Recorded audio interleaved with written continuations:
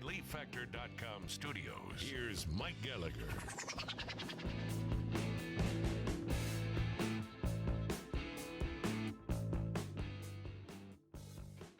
I was thinking this morning driving into work how blessed I am that I get to come to work during turbulent times, good times, bad. This is like my therapy. The therapy session for me, maybe for you as well. We get to sort of walk through all this stuff together and try to sort it all out. Man, if you just sit in front of the TV, you're never going to leave the house. You're going to be in a complete state of panic, shock, and awe. Sounds like the world's coming to an end. We're all going to die. Of course, we know that's really, we are all going to die, but not anytime soon, hopefully. There is a lot of drama over coronavirus, all kinds of agitators. You got people blaming the Trump administration. They didn't do enough, or they're not doing enough now, but they did too much at the beginning. And we know the drill. We know the drill. No matter what the administration did or does, the Trump haters are never going to accept it. We just have to know that that's baked into the cake. It does not matter. When the first word of this, as many are calling it, Wuhan virus, even though that's now being branded as racist. I don't know how Wuhan is a race. I thought it was a city in China, but nonetheless, many people are calling it the Wuhan virus because it began there. And, people who went through Wuhan somehow made it to Italy and the United States and all over the world. And now we've got this worldwide pandemic. And it's impacting the world. So, when it was first reported, the president instinctively wanted to stop travel from China, and he was roundly criticized for that. Xenophobic, terrible. He's a racist. He's a bigot. Look at that. He wants to have another travel ban. It's just like the southern border all over again. Look what he does. Well, now today, the same people who complained that he was doing too much at the outset are complaining that there's not really enough being done. This country, I'm convinced, has the best and the brightest, and they're working round the clock to contain this and deal with it. Around 4 million coronavirus tests will be available by the end of next week. Dr. Anthony Fauci was on NBC's Meet the Press, as well as Chris Wallace, Fox News Sunday. He kind of made the rounds. He said there were some delays initially in rolling out the test kits, but now the nation's testing capacity is accelerating dramatically. Dr. Fauci admitted that early on there were some missteps with regard to the test and some technical aspects to it. Well, okay.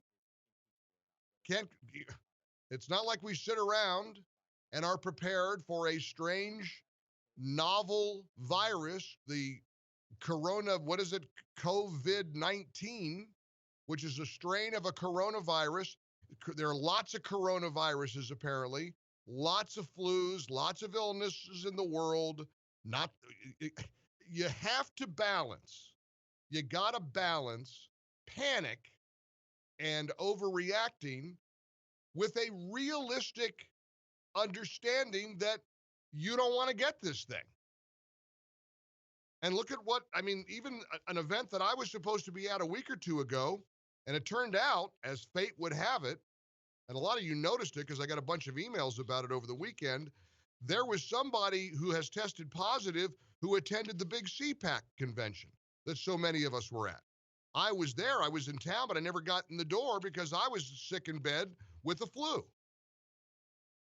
And there's all this drama now within the CPAC community because evidently Senator Ted Cruz met the guy who tested positive, shook his hand.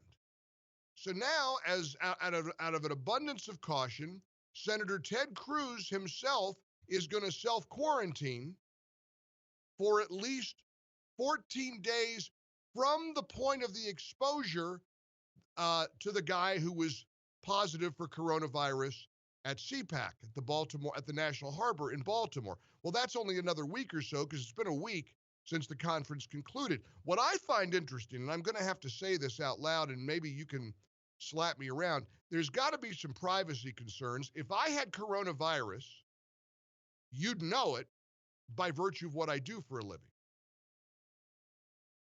If a donor to CPAC, and I read online that it appears to have been a donor because he was in meetings with people in small rooms, that indicates he's probably a supporter or a donor to CPAC. If a donor tested positive, he or she may not want to be publicly identified. And yet, they were evidently going around shaking people's hands, including Senator Ted Cruz. It is said that this person did not have contact with President Trump or Vice President Pence, but he or she did have contact with a number of other attendees at the CPAC conference. I was talking to Mark Davis last night, my buddy in Dallas, the morning host on 660 AM The Answer, and I said, Mark, if the guy's a Ted Cruz fan, he's probably a Mark Davis fan because Mark is the dean of Texas talk show hosts. So who knows? I mean, I'm not trying to panic, but I also think it's time to look very seriously at what's happening. I want to get our My Pillow text line going because Joey Hudson put together a map that came from the government that shows what the country looks like in terms of people who are infected with the virus. But let me go back to CPAC for just a moment. So obviously the CPAC officials, the government, somebody notified Senator Ted Cruz, you came in contact with this guy. But they're not or woman, I don't know if it's a man or a woman, but they're not identifying this person, I guess to protect their privacy. So anybody at CPAC, or everybody at CPAC rather, is now worried. Was I exposed? Did I meet this person? Did I shake this person's hand? Should I be tested? What do I have to do here?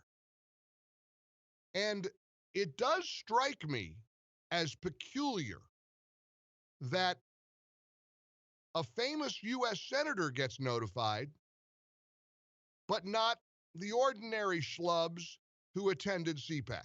You know what I mean? Because obviously they went to Senator Cruz and said, all right, you met this guy or gal. But in not identifying this person, nobody else knows. So I guess the obvious question for you is, should they identify the person who tested positive who attended the CPAC conference?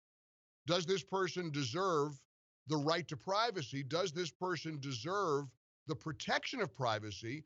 Or for the sake of the thousands and thousands of people who attended, who might want to know if I had contact with this person, should this person be identified? They identified the lawyer in New York City, the guy from Westchester who took the train every day to Grand Central. They're not identifying this person, and I kind of wonder why. You have some insight on this? Let's spend a few minutes on it here on the Mike Gallagher Show in the ReliefFactor.com studios. 15 past the hour, our number, 1-800-655-MIKE, 800-655-6453. Press 1 to come on air with me. Press 2 to leave a voicemail message.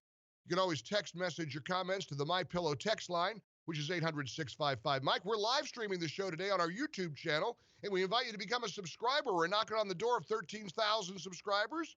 We came from 0 a couple weeks ago, so a lot of you are subscribing to the Mike Gallagher Show YouTube channel. Just go to YouTube and find the Mike Gallagher Show, and please subscribe.